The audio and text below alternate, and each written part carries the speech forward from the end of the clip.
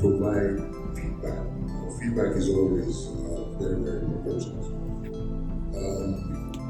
We're now 6 months post the passage of the PIE, and I think it's important to share some of the observations coming from our interactions with investors. So we had a law that took 20 years to come about, and we must commend the Honourable Minister and the lawmakers for ensuring the passage of that law last year. I'm sure history can so thank you for that. So we now have a comprehensive legislation that governs the entire oil and gas industry. And the law now addresses majority of the concerns that have hindered the investment into the oil and gas sector in Nigeria. What about investment like to other parties? So some of the factors that inhibited investment have now been adequately addressed. For instance, the role of the Honourable Minister is now clear as it relates to grants of licenses, renewals of sale and revocation. The role of the NPC is also now very clear. Previously, they acted as a regulator, but now they will operate on the same level as all the other market participants, the commercially driven and profit oriented. We've also seen the introduction of 2 new regulators to regulate the entire oil and gas value chain in the form of a commission, and also for the upstream, and also the authority for the midstream and downstream. And we've seen the introduction of new fiscal that encourages investment both in crude oil production and also with respect to gas development and utilization. We have a new licensing regime and a new acreage management regime, which, if properly implemented, should give rise to regular bid rounds and allow us to aggressively develop resources, particularly during this transition period. Also, we have open access provisions for access to oil and gas facilities on a non-discriminatory basis. So, all of these factors is brought to comfort the investors. However, investors have now moved on from receiving the passage and the euphoria surrounding passage of the Act, and moved on to try to understand in granular details how the implementation would impact their existing operations or proposed investments. So just to give a couple of examples, the ongoing marginal program, there was some confusion as to which licensing regime will prevail, given the fact that at the commencement of the program,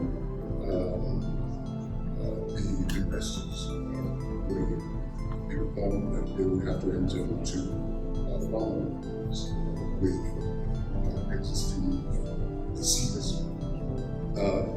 However, given the fact that the program had not quite ended when the PIA was passed, and the PIA provides for a different licensing regime for large corporate investors were literally to the sea as to which regime would prevail.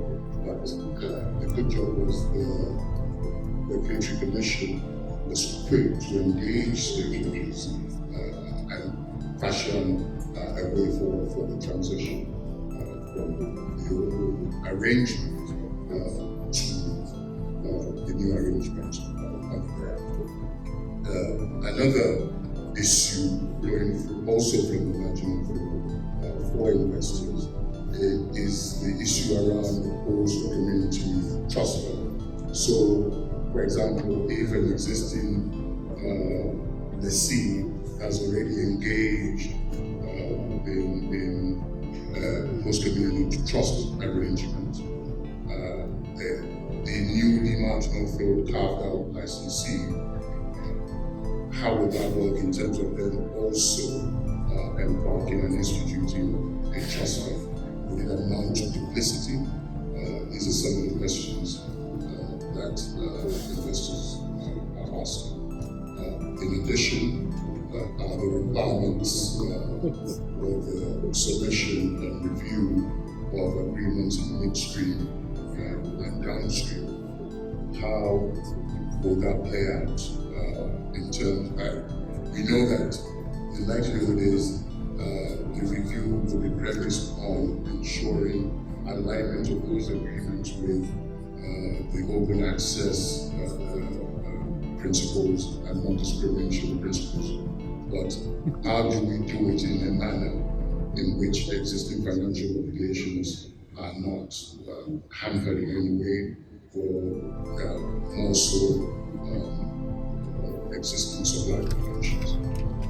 Last but not least, is the question, this is a kind of question that investors are asking is, how long will it take us to transit from a regulated gas market to a market where we see a winning seller with environment? So it's really important that we continue all of this engagement to try and find a fair balance.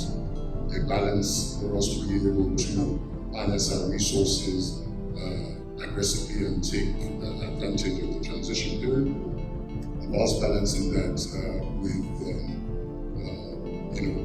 a fair rate of return for investors. So I think I'll stop there for now. Thank you very much. And so when you speak to your clients, because I know you are in the advisory business, when you speak to your clients, what do you say to them as to how to resolve some of these seeming risk factors, and what do you tell them as to how to engage the government and the regulators to be able to find the offsides? Still you? Yes. Sorry, can you just repeat that? Okay, my question is simple. You highlighted two examples of some of the dilemmas that are emerging out of this new legislation to offset some of the opportunities you see. So my question is, what do you say to your clients as to how to engage the government and engage other players in this arena to be able to find the offsides?